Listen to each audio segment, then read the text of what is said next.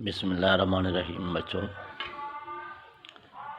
मेरे प्यारे बेटा, लास्ट टाइम हम लोग स्टडी कर रहे थे चैप्टर नंबर 1 सेकेंड ईयर के मेटालिक कैरेक्टर ऑफ एलिमेंट। आज उसी से आगे बात को बढ़ाते हैं। आज बात करते हैं इलेक्ट्रिकल कंडक्टेंस की। Electrical conductance. अब मेरे प्यारे बेटा, इलेक्ट्रिकल कंडक्टेंस किसको कहते हैं? तो जो सुनिएगा, it is the capability of a substance.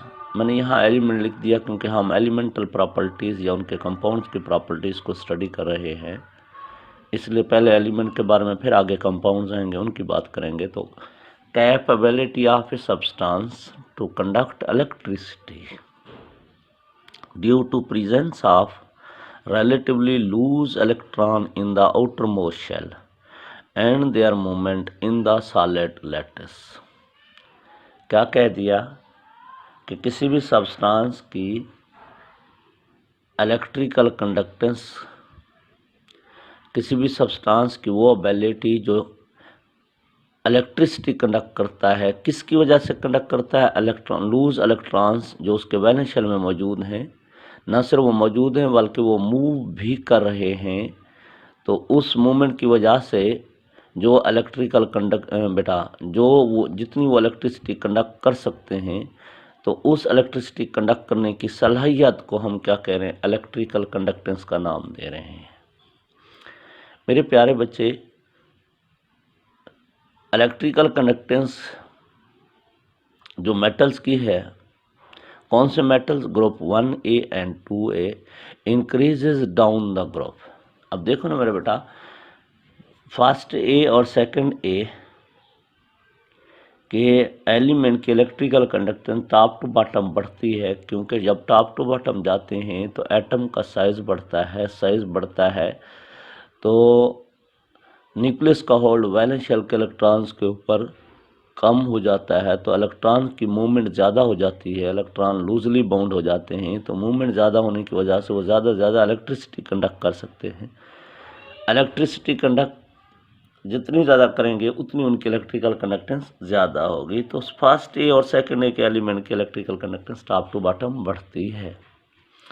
इसी तरह मेरे बेटा, metals of group 1B, first इसको 7s में लेना, 1B। तो मेरे बेटा 1B जिसमें कौन कौन से आते हैं? कॉपर, सिल्वर, गोल्ड, ये 3 एलिमेंट हैं। They have extra ordinary high value of electrical conductance. बेटा, इनके पास इलेक्ट्रिसिटी कंडक्ट करने की सलाहियत बहुत ज़्यादा होती है, due to large number of electron in the valence shell and their movement. इसी तरह एलिमेंट ऑफ ग्रुप 6A और 7A are considered as bad conductor or insulator due to very low value of electrical conductance. छठा group के element, 7वें group के elements जो है उनको बैड कंडक्टर के तौर पे कंसीडर किया जाता है, क्योंकि उनके पास इलेक्ट्रिकल कंडक्टेंस बहुत कम होती है, यानी इलेक्ट्रिसिटी कंडक्ट करने की सलाहियत ना होने के बराबर होती है। इसी तरह जब भी हम लोग ट्रांजिशन एलिमेंट की, ट्रांजिशन मेटल्स की बात करते हैं, उनकी इलेक्ट्रिकल कंडक्ट करने की जो सलाहियत है उसमें बहुत वेरी बेटा सडन चेंजेस, अब्रप्ट चेंजेस मौजूद होती हैं। Very sudden changes, abrupt changes in the value of electrical conductance occur in the series of transition metal. तो इसलिए हम उनके लिए कोई जनरल ट्रेंड बयान नहीं कर सकते कि टॉप टू बॉटम क्या होगा, लेफ्ट टू राइट क्या होगा। जनरल ट्रेंड उनके लिए बयान नहीं हो पाता। अब मेरे प्यारे बच्चे, एक बहुत अच्छा शॉर्ट क्वेश्चन आ गया है। कार्बन की 2 एलोट्रॉपिक फॉर्म होती हैं, एक डायमंड होता है और दूसरा ग्राफाइट होता है। अब जो डायमंड है उसमें हर कार्बन मजीद 4 कार्बन से अटैच होता है by single covalent bond with each carbon. यानी एक कार्बन, इस तरह समझिएगा, एक कार्बन मजीद 4 कार्बन से इस तरह सिंगल बॉन्ड के जरिए अटैच होता है टेट्राहेड्रल वे से। अब कार्बन के वैलेंस शेल में होते ही 4 इलेक्ट्रॉन्स हैं। अब वो 4 इलेक्ट्रॉन्स तो इन्वॉल्व हो गए बॉन्ड बनाने में, कोई इलेक्ट्रॉन फ्री नहीं रहा, कोई इलेक्ट्रॉन फ्री नहीं है जो फ्रीली मूव कर सके, सो इसलिए वो इलेक्ट्रिसिटी कंडक्ट कर ही नहीं सकता।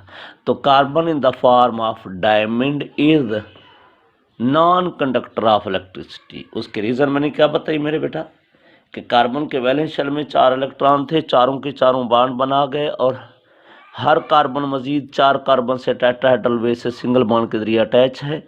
जब सिंगल कोवलेंट बॉन्ड के जरिए अटैच है तो एक स्ट्रांग बॉन्ड बन चुका है जिसके अंदर इलेक्ट्रॉन बाउंड हो चुके हैं और इलेक्ट्रॉन मूव नहीं कर सकते, जिसकी वजह से डायमंड कंडक्ट नहीं करता। उसके अलावा बेटा साथ ही कार्बन की दूसरी फॉर्म है ग्राफाइट। हम कहते हैं graphite is a fairly good conductor of electricity due to presence of 1 electron out of 4 which can relatively free to move in the parallel layers. अब मेरे प्यारे बच्चे, कार्बन के वैलेंस शेल में 4 इलेक्ट्रॉन्स होते हैं, 4 में से एक इलेक्ट्रॉन लूजली हेल्ड होता है ग्राफाइट्स के अंदर in the parallel layer due to pi bond formation. अब मेरे बच्चों, जो ही लूजली हेल्ड होता है वो इजीली इलेक्ट्रिसिटी कंडक्ट कर सकता है। तो पैरेलल लेयर्स में ग्राफाइट कंडक्टर होता है, लेकिन परपेंडिकुलर फॉर्म में वो नॉन कंडक्टर होता है, क्योंकि फ्री इलेक्ट्रॉन पैरेलल लेयर्स में मौजूद होते हैं, वो इलेक्ट्रिसिटी कंडक्ट कर सकते हैं। तो मेरे प्यारे बच्चे, तो कार्बन ग्राफाइट की शक्ल में नॉन कंडक्टर है और ग्राफाइट की शक्ल में गुड कंडक्टर है और डायमंड की शक्ल में नॉन कंडक्टर है ऑलमोस्ट मेरे बेटा। इसी तरह मेरे प्यारे बेटा, lower member of group 4A element, 4A element में कौन से आते हैं? टिन और लेड। टिन और lead, they are fairly good conductor and have high value of electrical conductance which is comparable with the electrical conductance of group first A। आपको मैंने क्या कहा था? फर्स्ट ए के एलिमेंट गुड कंडक्टर इलेक्ट्रिसिटी के हैं।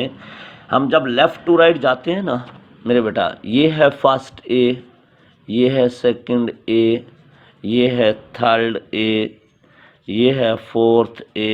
अब सुनना, ये किधर जा रहे हैं हम? Left to.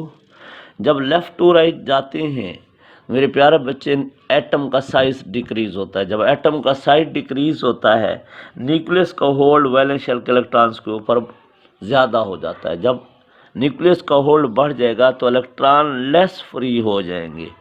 जब वो लेस फ्री होंगे, इलेक्ट्रिकल कंडक्टेंस कम होगी। तो left to right electrical conductance कम, इसका मतलब है इनमें इलेक्ट्रिकल कंडक्टेंस फर्स्ट ए की ज़्यादा होगी और फोर्थ ए की कम होगी। लेकिन जब हम फोर्थ ए में टॉप टू बॉटम की तरफ आते हैं, जो बॉटम वाले एलिमेंट हैं, टॉप टू बॉटम, फिर मैंने कहा था साइज़ बढ़ता है, साइज़ बढ़ने से इलेक्ट्रॉन फ्री हो जाते हैं। तो बॉटम की तरफ आने से इलेक्ट्रिकल कंडक्टेंस फिर बढ़ेगी और इतनी बढ़ जाएगी कि उनकी इलेक्ट्रिकल कंडक्टेंस किसके साथ? फर्स्ट ए के एलिमेंट तकरीबन हो जाएगी। तो इसलिए top to bottom electrical conductance element की बढ़ती है, लेफ्ट टू राइट कम होती है। लेफ्ट टू राइट बढ़ते बढ़ते फोर्थ की बात करें तो उनकी इलेक्ट्रिकल कंडक्टेंस इतनी ज़्यादा हो जाती है कि वो फर्स्ट ए के साथ कंपेयर की जा सकती है मेरे बेटा। नेक्स्ट बात करते हैं हाइड्रेशन एनर्जी की। हाइड्रेशन एनर्जी मेरे बेटा, hydration energy actually it is the amount of energy released or absorbed, लेकिन याद रखिएगा almost रिलीज होती है।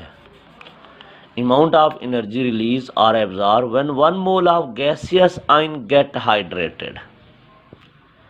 यानी हाइड्रेटेड का मतलब क्या है कि हमारे पास 1 मोल गैसियस आयन का है, हमने उसको इतने पानी में डाल दिया है कि वो मुकम्मल पानी में क्या है? हाइड्रेटेड हो गया है। इतना पानी डाल दिया है कि मज़ीद एनर्जी रिलीज एब्जॉर्ब नहीं होगी। तो उसको हम लोग क्या कहते हैं कि मुकम्मल हाइड्रेटेड हो गया, यानी उसको यूँ दूसरे लफ्ज़ों में डिज़ाल्व किया है water to get infinite dilution. आखिरी हद तक हमने पानी डाला है तब तक, यानी 1 मोल गैसेस आयन हो तो उसके अंदर पानी डालते रहो, पानी डालते रहो, पानी उस वक्त तक पानी डालते रहो जब तक एनर्जी रिलीज या अब्जॉर्ब होती रहती है।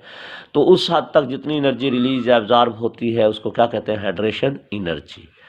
देखो मेरे बेटा, हाइड्रोजन आयन है जैसे हमारे पास गैसियन है, उसमें पानी डाला, पानी डालते गए एनर्जी रिलीज होती गई। जब एनर्जी 1075 किलो जॉल एनर्जी रिलीज हो गई, उसके बाद मजीद पानी डालें तो एनर्जी रिलीज नहीं होती। तो इसका मतलब है 1 मोल हाइड्रोजन आयन के लिए कितनी एनर्जी रिलीज होती है? 1075। अब ये हाइड्रेशन एनर्जी किस पे डिपेंड करती है मेरे बेटा? It depends upon charge density of ion. Charge density of ion, charge density of ion किसके बराबर होता है? Charge on the ion over size of. अब देखो चार्ज जितना ज़्यादा होगा, याद रखिएगा, चार्ज जितना ज़्यादा होगा चार्ज डेंसिटी ज़्यादा होगी, साइज जितना ज़्यादा होगा चार्ज डेंसिटी उतनी कम होगी। चार्ज ज़्यादा, चार्ज डेंसिटी ज़्यादा, साइज ज़्यादा, चार्ज डेंसिटी कम। Down the group due to increase in size, जब हम किसी भी ग्रुप में ट्रेवल करते हैं पीरियोडिक टेबल के, तो चार्ज डेंसिटी ऑफ आयन क्या हो जाती है बेटा? डिक्रीज होती जाती है। चार्ज डेंसिटी डिक्रीज होती जाती है। क्यों? जब टॉप टू बॉटम किसी भी ग्रुप में जाते हैं साइज बढ़ रहा है, जब साइज बढ़ता जाएगा, साइज बढ़ता जाएगा तो चार्ज डेंसिटी कम होती जाएगी। चार्ज डेंसिटी कम हो जाएगी तो याद रखिएगा हाइड्रेशन एनर्जी भी उतनी कम होती जाएगी। हाइड्रेशन एनर्जी भी कम हो जाएगी। अब देखिए मैं आपको एग्जांपल दूं, हम जैसे हाइड्रोजन की बात करते हैं, लिथियम की, सोडियम की, पोटाशियम, टॉप टू बॉटम आ रहे हैं ना। टॉप टू बॉटम मैंने कहा साइज बढ़ता जाएगा, साइज बढ़ने से चार्ज डेंसिटी कम हो जाएगी, चार्ज डेंसिटी कम होने से हाइड्रेशन एनर्जी कम हो जाएगी। देखो हाइड्रेशन एनर्जी की वैल्यू है, नेगेटिव साइन तो सिर्फ जाहिर कर रहा है एनर्जी रिलीज को। तो देखो इसमें ज़्यादा रिलीज हुई, इसमें कम रिलीज, इसमें और कम, इसमें और कम हुई। टॉप टू बॉटम क्या होती है? हमेशा हाइड्रेशन एनर्जी कम से कम होती जाती है। इसी तरह आप और ग्रुप की एग्जांपल देना चाहते हैं, सेवंथ की फ्लोराइड, क्लोराइड, ब्रोमाइड, आयोडाइड। जब भी टॉप टू बॉटम आते हो साइज क्या होता है? बढ़ता है। जब साइज बढ़ता जाएगा तो मैंने क्या कहा? हाइड्रेशन एनर्जी कम होती जाएगी। जब हम पीरियड्स की तरफ ट्रेवल करते हैं, लेफ्ट टू राइट की तरफ, याद होना चाहिए साइज डिक्रीज होता जाता है। जब साइज डिक्रीज होता जाएगा चार्ज डेंसिटी इंक्रीज होती जाएगी। चार्ज डेंसिटी इंक्रीज होती गई तो हाइड्रेशन एनर्जी इंक्रीज होती जाएगी। ये हाइड्रेशन एनर्जी क्या है? Delta H H. Delta H, H जहर को जहर बेटा हाइड्रेशन को जहर कर रहा है, डेल्टा एच इंथैल्पी को, एनर्जी को जहर कर रहा है। तो जब लेफ्ट टू राइट किसी भी पीरियड में जाते हैं तो साइज कम होता है, साइज कम होने से चार्ज डेंसिटी बढ़ती है, चार्ज डेंसिटी बढ़ने से हाइड्रेशन एनर्जी बढ़ती है। देखें मेरे बेटा सोडियम आयन, मैग्नीशियम आयन और एल्यूमिनियम आयन। अब देखो चार्ज याद रखेगा बढ़ रहा है, जब चार्ज बढ़ता जाएगा साइज कम होता जाएगा। पॉजिटिव चार्ज बढ़ रहा है और साइज याद रखेगा लेफ्ट टू राइट कम होता रहता है। इसमें सबसे ज़्यादा चार्ज डेंसिटी किसकी होगी? एल्यूमिनियम की। तो सबसे ज़्यादा हाइड्रेशन एनर्जी भी एल्यूमिनियम की है। जितना चार्ज ज़्यादा उतनी हाइड्रेशन एनर्जी ज़्यादा, जितना चार्ज ज़्यादा उतनी हाइड्रेशन एनर्जी ज़्यादा, पॉजिटिव चार्ज, और जितना साइज कम उतनी हाइड्रेशन एनर्जी,